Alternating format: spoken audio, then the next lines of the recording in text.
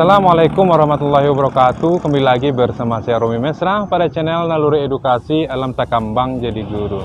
Naluri Edukasi Alam Takambang Jadi Guru. Nah, pada video kali ini saya ingin menjelaskan, kemarin yang bertanya juga bagaimana caranya lulus PNS, berapa uang yang dihabiskan gitu ya, dan atau ada juga yang bertanya kepada saya untuk membantunya meluluskan PNS atau mencarikan orang yang bisa membantunya untuk bisa lulus PNS. Kalau saya kemarin itu lulus tes CPNS tahun 2018 ya, itu sudah menggunakan sistem CAT. Ya, mungkin kalau untuk yang sekarang tes itu sudah familiar dengan sistem CAT ya. Nah, jawaban singkatnya itu ialah kalau memang menggunakan orang dalam atau membayar untuk tes CPNS itu, maka saya bisa dipastikan saya tidak bisa lulus tes CPNS karena memang saya tidak memiliki uang, saya tidak memiliki orang dalam begitu ya, dan saya juga tidak mau itu. Karena yang saya pikirkan kalau untuk yang namanya pekerjaan, nanti hasil dari pekerjaan tersebut yang disebut gaji itu kan nanti yang akan kita makan, yang akan kita berikan kepada anak, istri begitu ya. Nah, sebisa mungkin itu adalah rezeki yang halal. Namun kalau ada pertanyaan, ada nggak kemungkinan KKN di tes CPNS tersebut? Yang bisa saya jelaskan ini secara logis saja ya untuk tes CPNS. Yang pertama itu kan kita mulai dari pendaftaran, ya, kemudian pemberkasan, kemudian SKD ya melalui sistem CAT, kemudian nanti SKB di institusi yang kita lamar begitu ya. Nah, kalau melihat alur administrasinya ini, kita bahas dari pendaftaran ya. Kalau pendaftaran itu secara online, biasanya tidak ada itu hal-hal yang berkaitan dengan KKN ya, kita ya daftar saja.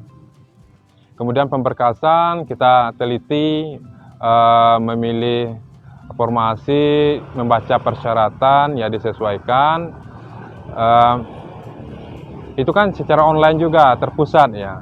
Jadi untuk kemungkinan KKN itu ya kecil lah gitu ya. Kemudian untuk SKD. Nah, SKD ini kan kita nanti ujiannya itu berdasarkan sistem CAT ya. Kita melalui komputer nanti menjawab pertanyaan. Nanti pertanyaan-pertanyaan itu ya apakah itu yang TUU, TWK, TKP begitu ya. Itu kan nanti akan muncul hasilnya di layar langsung. Kita bisa lihat di dalam, dan juga masyarakat di luar biasanya itu ditampilkan juga hasil dari perolehan poin dari peserta tes CPNS itu. Jadi kemungkinan untuk berbuat curang itu sangat kecil ya. Jadi kalau memang tidak mencapai passing grade, ya nanti yang tampil ya begitu, kita bisa catat atau kita bisa foto. Kalau foto tidak bisa ya, kita di dalam HP kita bisa catat, dan orang di luar bisa juga melihat hasilnya itu. Jadi agak susah untuk memanipulasi itu ya. Nah, jadi kemungkinan yang lulus SKD ini menurut saya ya itu murni. Kemudian kita bahas SKB. Nah, kalau untuk SKB ini kan dilaksanakan di institusi yang kita lamar ya. Misalnya kita melamar di sebuah kampus. Nah, maka nanti kita akan tes di sana. Nah, kalau menurut saya ya, meskipun saya belum menemukan bukti ya atau mendengar teman-teman yang melakukan hal tersebut ya, namun kemungkinan untuk berbuat KKN di SKB ini ada, kalau menurut saya. Nah, misalnya pada saat SKD itu ketika nilainya rendah, di SKB ini kalau dia mempunyai kenalan di kampus tersebut, misalnya tadi kita melamar di sebuah kampus ya, kalau dia mempunyai kenalan, nah itu bisa saja pada saat tes wawancara, tes praktik mengajar begitu ya, bisa saja kan nilainya dinaikkan begitu ya, karena ini kan independen institusi yang kita lamar. Nah, jadi memang kalau untuk tes SKD itu disarankan kita untuk diusahakan untuk mendapatkan nilai setinggi mungkin. Nah, jadi pada saat SKB ini Jadi memang kalau menurut saya ada kemungkinan untuk KKN itu ya. Kalau kita punya orang dalam, kalau mau menggunakan uang di sana bisa jadi. Andai kata institusi yang kita lamar tersebut mereka tidak jujur, gitu ya. Tidak ada nilai-nilai anti korupsi di dalamnya. Ya bisa saja kan kita ketika tes wawancara, yang pewawancara itu kita kenal, nah akhirnya dinaikkan nilai kita. Pada saat tes praktik mengajar, nah bisa saja nilainya dinaikkan sehingga meskipun nilai SKD-nya rendah, dia bisa menyalip nilai SKD yang lebih tinggi dengan nilai SKB-nya yang dinaikkan begitu ya. Misalnya dia diterima 5 orang, dia nomor urut 7 pada saat perankingan misalnya. Nah bisa saja dia menyalip yang nomor 5 ini sehingga yang nomor 5 turun dan yang nomor 7 naik.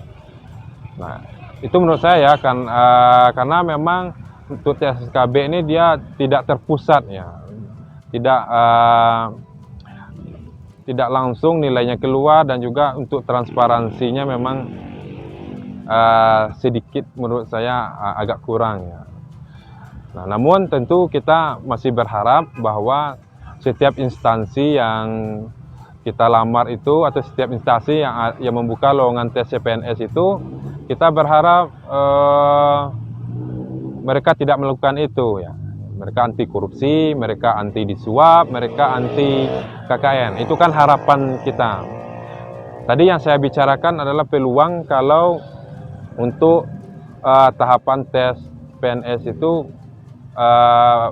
bagian mana yang ada peluang KKN-nya. Nah, itu saya katakan untuk mulai dari pendaftaran, berkas, SKD, saya pikir itu kecil ya kemungkinannya. Nah, pada saat SKB inilah saya pikir ada peluang di sana. Nah, namun pada akhir video ini saya ingin tetap sampaikan kepada teman-teman, jangan berpikir untuk melakukan KKN tersebut pada saat tes PNS. Meskipun kemungkinannya ada, misalnya kita punya orang dalam, kita punya kenalan, kita punya uang, saya harap teman-teman tidak mengambil peluang untuk melakukan KKN tersebut. Mungkin itu yang bisa saya sampaikan. Bagi yang suka dengan video ini, jangan lupa like, dan juga jangan lupa juga share kepada teman-teman yang lain ya, yang mungkin nanti bisa membuka wawasan kita tentang tes PNS ini. Kemudian mungkin kalau ada yang ingin bertanya seputar PNS, silahkan tulis di kolom komentar, nanti insya Allah akan saya balas satu persatu. Terutama jangan lupa subscribe, karena subscribe itu gratis. Saya Romi Mesra pada channel Naluri Edukasi, Alam Takambang Jadi Guru. Wassalamualaikum warahmatullahi wabarakatuh. Naluri Edukasi, Alam Takambang.